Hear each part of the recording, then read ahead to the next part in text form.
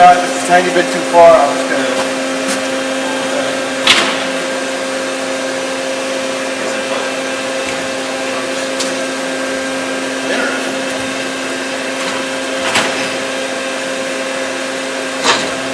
What you want to do is get the wheel on there so there's about an eighth of an inch gap in there.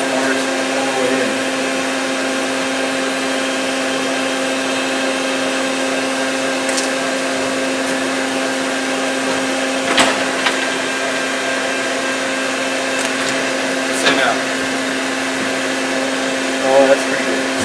Alright, this end is set. Now what we gotta do is bring that entire head in. So if you guys get in the back and push, that'd be good. Alright.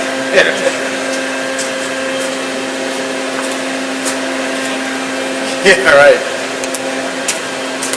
There's an easy way to do it. I'm gonna say push that thing a little bit. No, it's really pretty easy.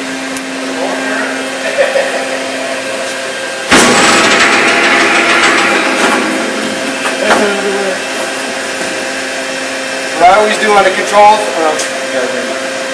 I always hold my finger on the stop button, and then use the controls. I'll push it on this and just let out on the stop button, and that gives me a better, like a gentle control than if I push the same button, it just goes. I'd rather have my finger on the stop button. I do like water. Oh, immediate safety, huh? Yeah.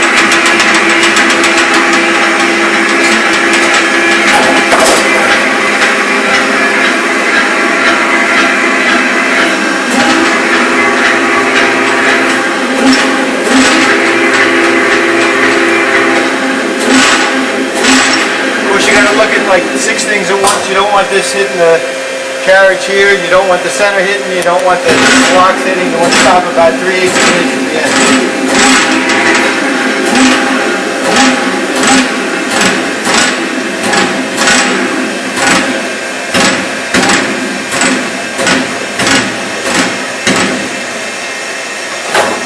Alright, now what we'll do is I'll bring the center in on this side and then we'll clamp everything together. I hope.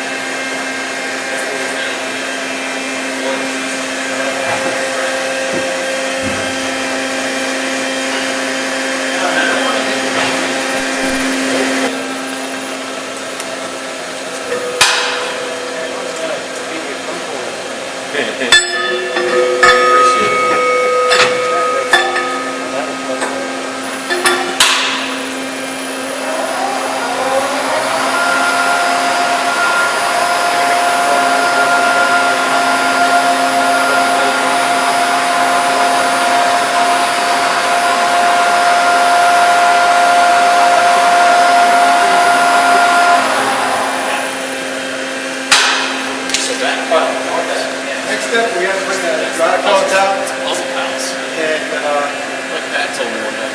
the key to this is so that you got to put them in sort of all evenly. Again, if you push on this too far, and you push on this one too hard, you can actually bend the axle on it. Not a good one. And we just use the up and down. Start tapping until you get that funky noise. That didn't go all the way out? Yeah.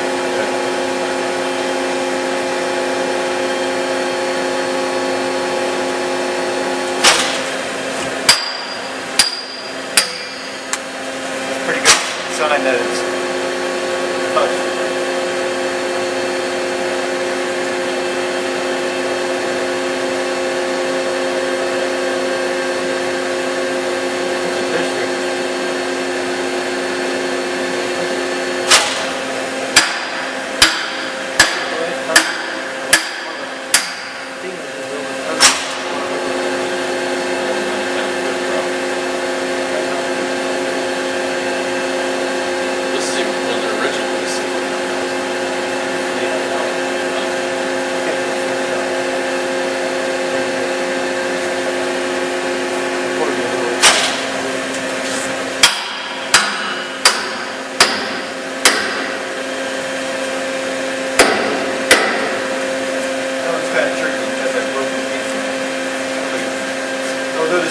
at this end.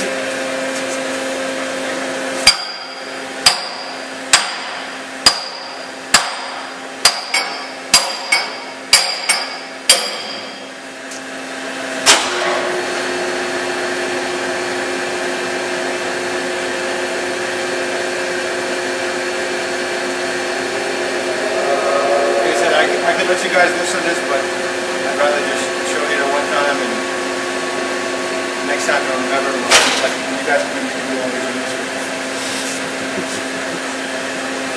Project right there. Yeah.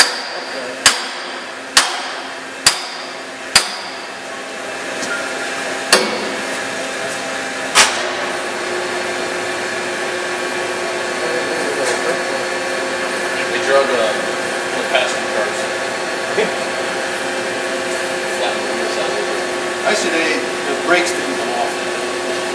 They have cars that have the old key valves on them, they call them, old style. Put the brakes on.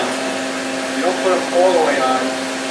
They don't really go all the way, and when you let them off, they don't really come off either. They kind of just half hang up in the middle. That's what happened. That's what happened. These probably had something else. You can see how they pretty much welded brake shoes and brake pads. There's one inside of Willie's office. You see that? Yeah. Brake shoe in here that's all melted? That's in that car. It says derail on it. No, there's no deep. It was from a trip that we took down to Sunburn. Well, those two right there say derail. Oh, yeah, that was from well, that was the derail we had right out here. I was going to say, yeah, it's around right out here in the tower, isn't it? No, it was, these are the ones that happened out in the yard right here, wide gauge, and the car slipped down in between. If you look on some of them, there's a big nasty gouge on them. You saw the railhead kind of straight along. FRA rule is if they go on the ground more than 50 feet, you have to take them off and send them out for the bearings to be inspected. You're not supposed to bounce them on the tops. Alright, now we got them all somewhat touched on the wheel set. What I'll do is I'll start the lathe.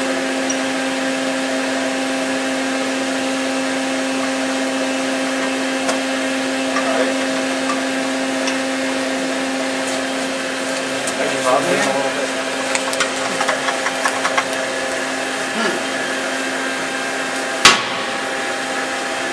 Time to get you talking to a good man.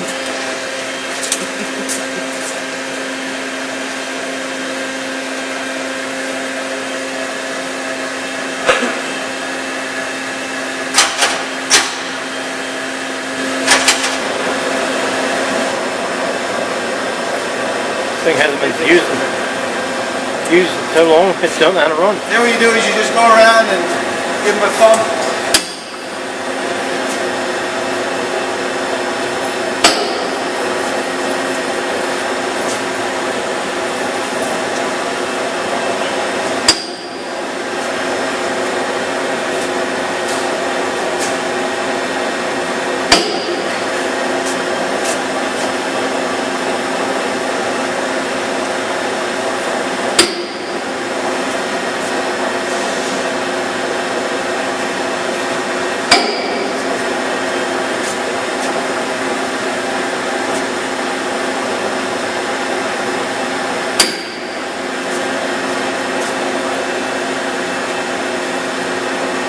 Somebody counting? How many times was that? I don't know. It was 8. You don't want to, like I said, you don't want to put too much pressure going one way. And then up the other way. So go around one more time.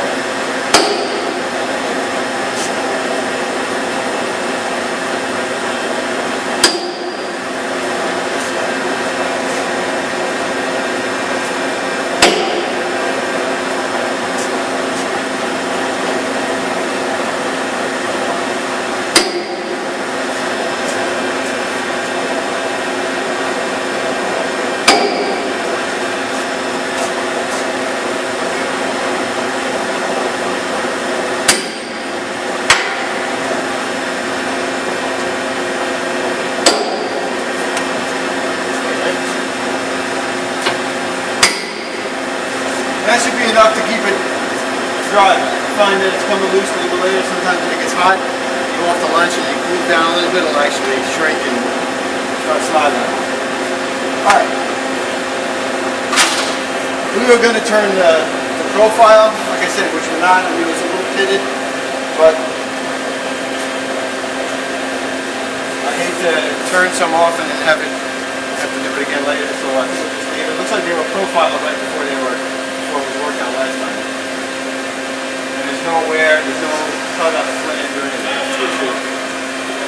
So to do the journal, what we're going to do is going to put it back into high gear, and we're going to set up that grinder on there, and we'll grind the two journal faces with this attachment, which is the journal turning attachment.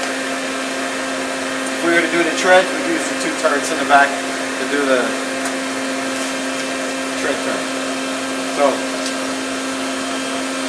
I'll shift it back into high gear and then we'll set up the coupler.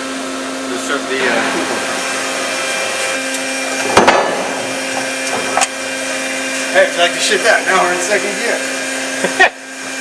Now you'll see it goes a lot faster, right? When I start it up now, I'm going to hold the slow button. That's right. That's on.